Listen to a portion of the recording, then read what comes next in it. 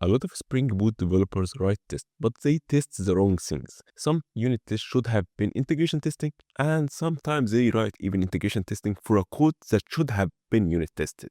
Let's find out when to use what.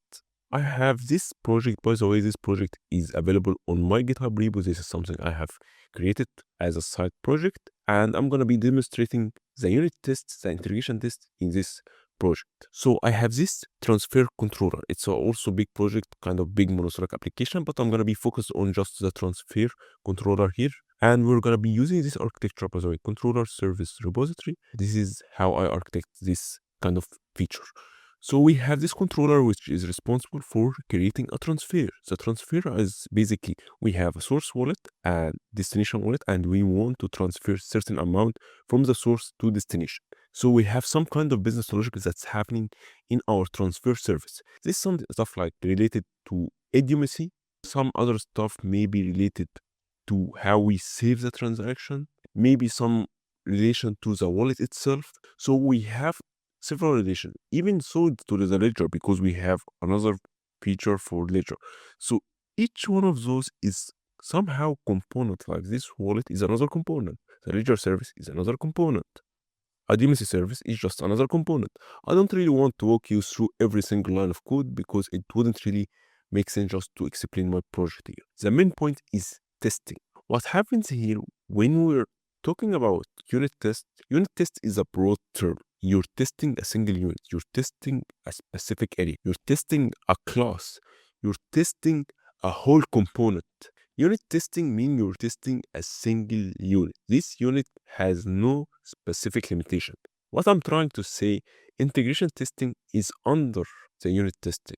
Integration testing is basically the testing of systems, the testing of components. But unit testing is basically more broad stuff than integration. So keeping this example right now, when we're talking about creating a transfer, we have this idiomacy service. This is another component. This we can test. But if we're going to be saying, hey, well, I want to get into this hash transfer request and I want to test this single method, does it have any other component? It doesn't have any other component. We're testing a specific method. This is a unit test. This is like the convention when we're working with unit test. But when we're talking about integration test, we have idiomacy service here. We have, say, transfer transaction repository. That's how we're working with database. That's a whole different system. We have wallet account repository, which is also our database.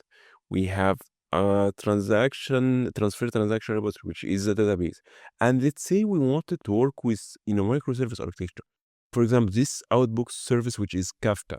This is another external system. So basically now we're testing several systems. And when we're talking about several systems, that means we're talking about integration testing. So what now?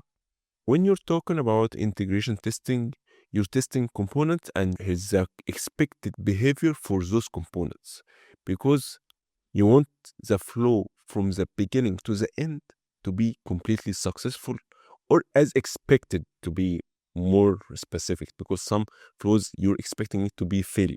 So when we're talking about integration testing, we're testing the integration of systems. For unit testing, you're just testing a specific scope, and this scope is limitless, so you can unit test almost anything. So now this is basically what happens, and I want to show you the unit test and integration test that we have for this specific feature, which is transfer. So for this one, we have a transfer service, which is basically unit test for create transfer. We're basically asserting that this create transfer method, which we had just seen like in the transfer service, this service, we're expecting it to be throwing an exception, which is type business exception and has a specific message.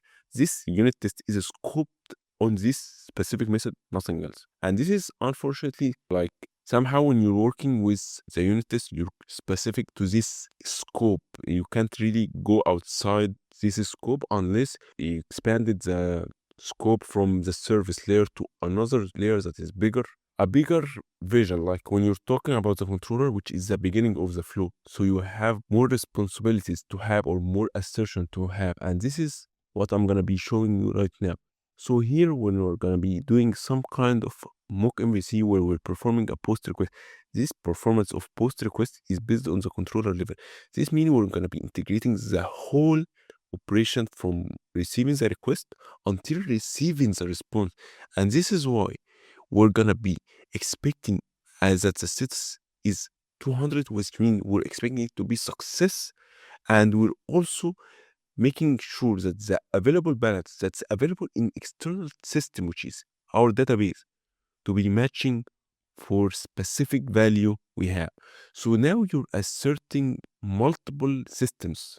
You're asserting on the database, you're asserting that the flow has continued successfully. Sometimes you can assert on the content itself, like after, for example, we're checking just the source wallet and destination wallet here, and the resource balance and both of balances. But basically, the idea here is that we're asserting on the content and we are asserting different systems. And this is why can be considered an integration testing.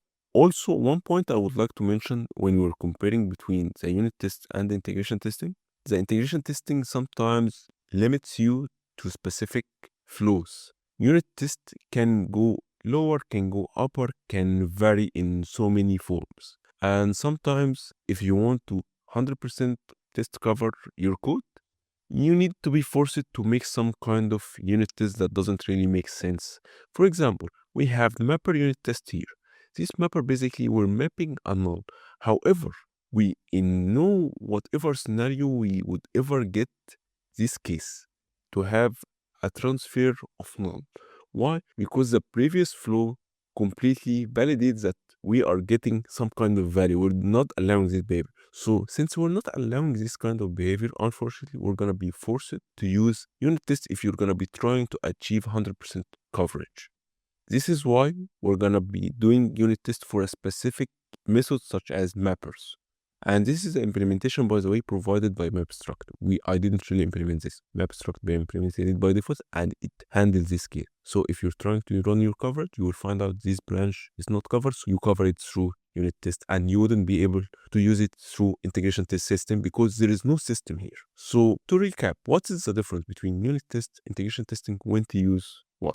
An integration system is a test covering multiple components, multiple systems. Unit test covers single unit, a single scope. This scope can be big, can be small, depending on what you're trying to achieve. For example, this one is a very small, it's just tiny method. This transfer service, it's a unit test. Even so, it has multiple components. It is still considered unit test. For the integration testing, it's a flow end-to-end, covering almost all the external systems that we have. This is why when we're talking about integration system, we're talking about many systems. And when we're talking about unit test, we're talking about specific scope that can vary from low to high. And that's basically the idea of unit test and integration testing. Hopefully you enjoyed the content. And if you're interested in covering 100% of your codes, your lines, your branches, your if conditions, I have made a video which is over an hour explaining how can you write your own unit test. You can check it out here or here. I'm not sure where exactly, but it's gonna be up here. So yeah, hopefully you enjoyed the content so far and see you next time. Bye.